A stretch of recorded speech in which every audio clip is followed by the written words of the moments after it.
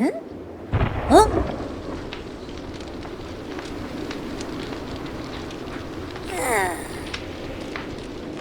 I think I may have forgotten to turn off the oven.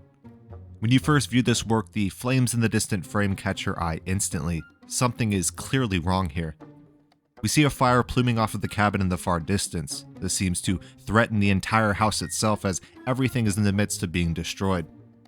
Notice a lone subject standing below in a red shroud. They are staring towards the fire as if caught in the midst of a terrifying realization.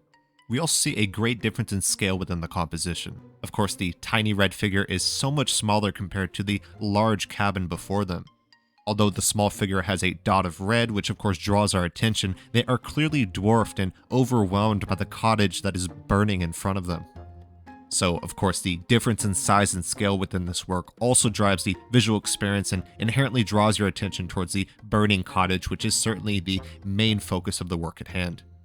The colors in this composition consist of red and orange upon a deep blue base. This clearly creates a complementary color scheme best defined by its intense contrast. This color scheme is pretty common in art and even across the original artist Jocelin Carmes' portfolio.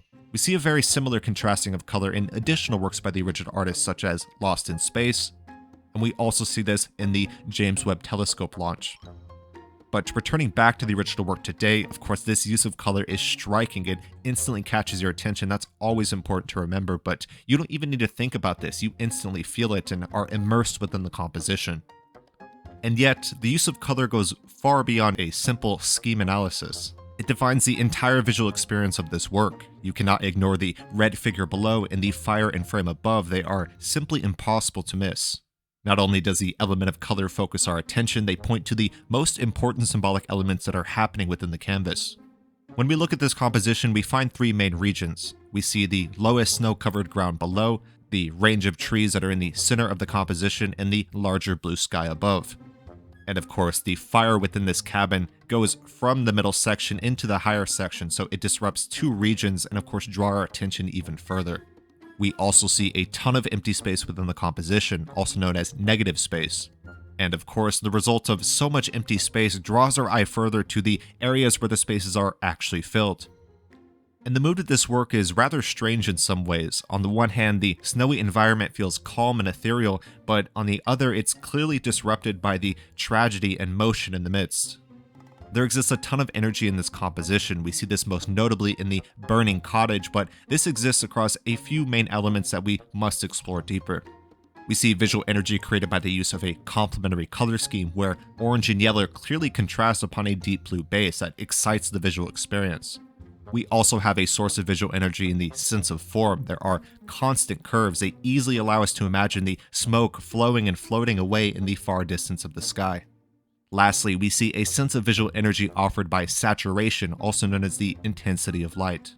Of course, the deep blue base is pretty calm and muted, but this is instantly disrupted by the intense orangish yellow tones that are intense and bright. They further excite the visual experience. Of course, the smoldering sight before us creates a ton of curves as the smoke scatters away. All in all, this adds not only a source of energy, but motion as well. There is an implied motion that comes even though this work is static.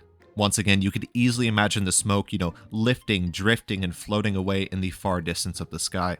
This adds yet another dynamic element to this work, and despite the style of this piece being rather cartoonish, it still feels pretty realistic as well. And of course, the title of this piece, as I may have forgotten to turn off the oven, no doubt defines this work as one of satire, like a joke. But there is both destruction and an innocent admission, as a simple mistake is confessed by the title of this piece. Our subject seems to be returning from a journey of some kind or another. They hold what appears to be a lantern, and they seem to be coming back home, only to find the tremendously tragic sight before us. Far within the frigid wilderness, a sight like this may spell nothing but ruin, but I extend the question off to you. What do you see when you view this piece?